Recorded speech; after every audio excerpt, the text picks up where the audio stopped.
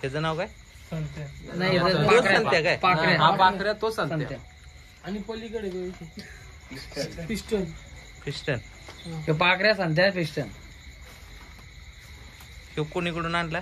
40 2 दिवस लागले जाणार मुक्काम पोस्ट. ह्याचं मालक कोण? मालक सगळे मालक हे सगळे मालक आहेत.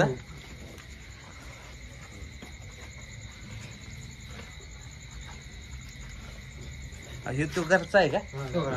2 आहेत तिकडे. तो पलीकडचा ना. मग संत्याचं गुलाल किती? 46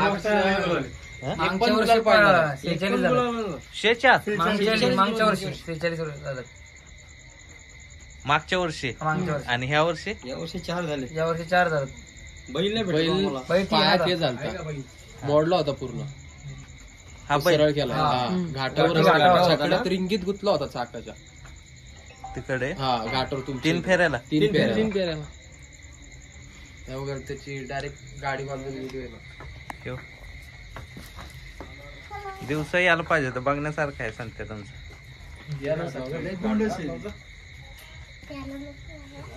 चरायला जात होता का लहानपणी?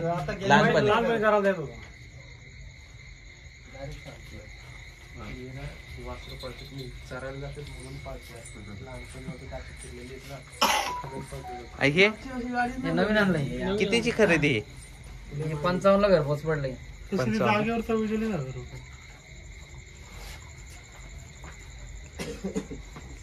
ह्याला खाया घातलं त्यांना नाही घातलं? त्याला पण घातलं. खाल्लं त्यांनी खाल्लं का? आणि ह्याने खाल्लं नाही. पेजवाला कुठे कोणाच्या मोबाईल मध्ये लॉग इन माझ्या आहे ना. ते येईल बाहेर काढा बरं. डबल कसा लावलं त्याला नको. त्याला इथे का घ्यायला नको. मला तुमचा संत्या आवडलाय. आवडासारखा जेवढं सगळं.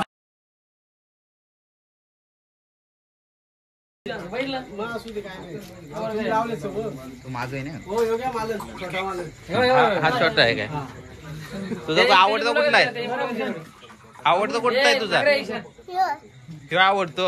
आणि संत्या? संत्या नाही आवडत.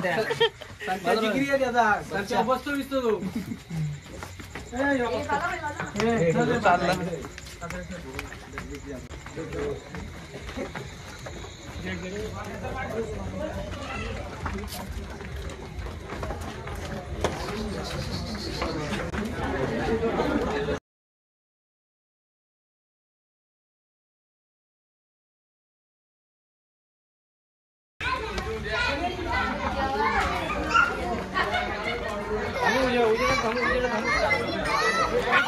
उजेडात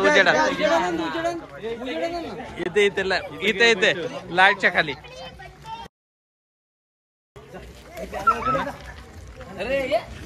भूषण काय बोलतो ना? किती वाजलेत आता? वाजले रात्रीच्या 10:30 वाजलेत आणि एवढं पब्लिक जमा झालंय.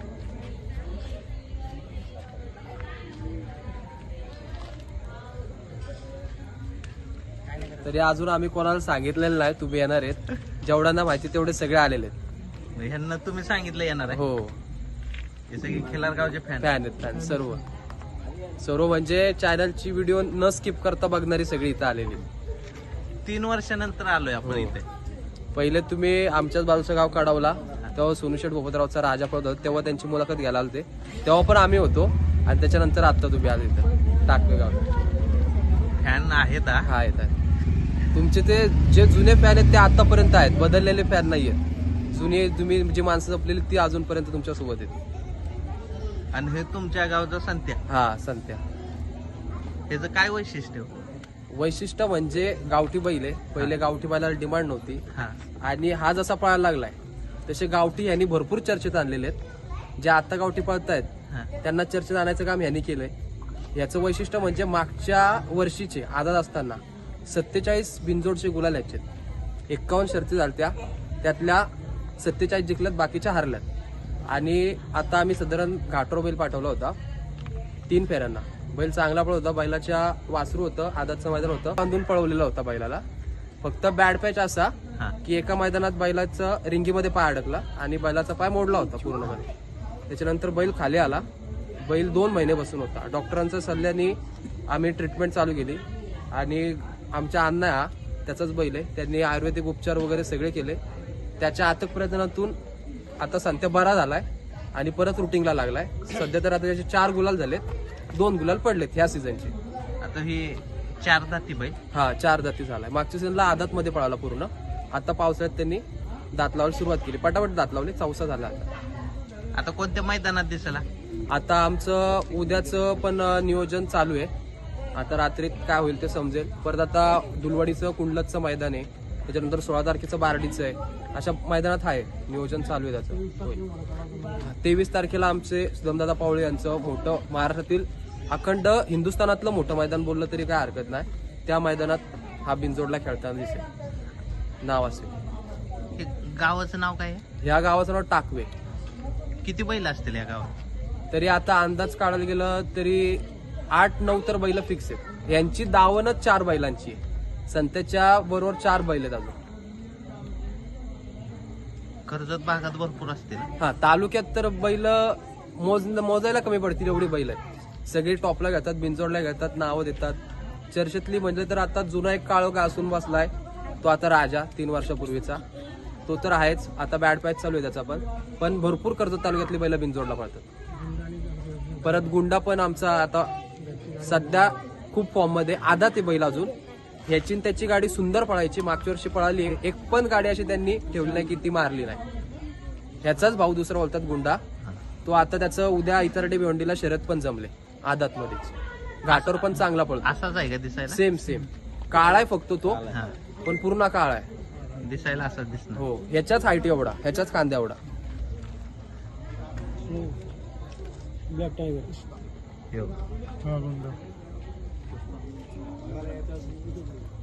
आता हे ज्या जोट्याला जोटा असला की गाडीला स्पीड हा, जास्त भरपूर, लागतं भरपूर.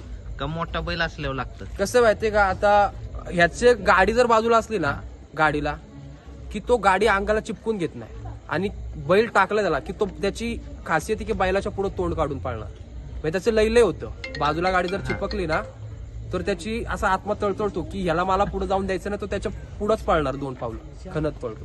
तुमची बैल जी आहेत का नाही इथली स्थानिक तुमच्या भागातली, त्यांचं पाय जास्त चालतात. हो म्हणजे एक नाही त्यांची झेप कमी पडेल, पण नंतर जे पाय चालतात का नाही ते लय चालतात, त्यामुळे त्यांना स्पीड लागतंय.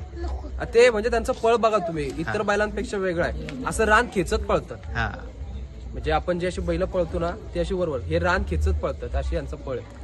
हा झाला गुंडा झाला, दोन्ही ही दोघं बैल एका जोटात घातली ना तर कोणतीच गाडी म्हणजे असं बोलू नाही शकत की आम्ही मारू शकतो हे करू शकतो. गाडी 19-20 मध्येच राहणार.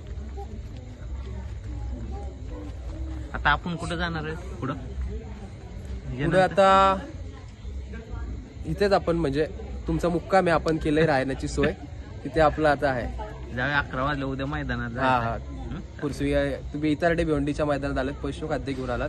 तुमचं पण हार्दिक अभिनंदन. पहिल्यांदाच पशुखाद्य घेऊन तुम्ही आलात आणि आमच्या विनंतीला मान ठेवून आमच्या इथपर्यंत आलात आणि आमची मुलाखत घेतली, त्यामुळे तुमचे खरंच खूप खूप धन्यवाद. धन्यवाद. 10:15 वाजता सुद्धा एवढं पब्लिक आहे. हे सगळे तुमचे फॅन आहेत त्याच्यामुळे सगळे आले. असं ना? तुमचा क्रेजच तेवढा आहे सध्या. 3 वर्षानंतर आलोय मुंबईत. आणि 3 वर्षापूर्वी पण तुम्ही होता बरोबर माझ्या. तेव्हा पण मुलाखतीला आम्हीच होतो, आता पण आहे.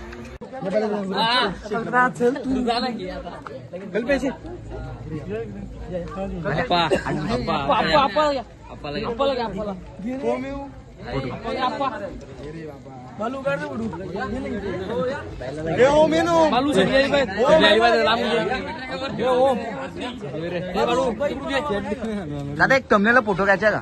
थंबनेल हा याच्या हा संदेव तर एक थंबनेल घेऊ का मग सगळे ओके.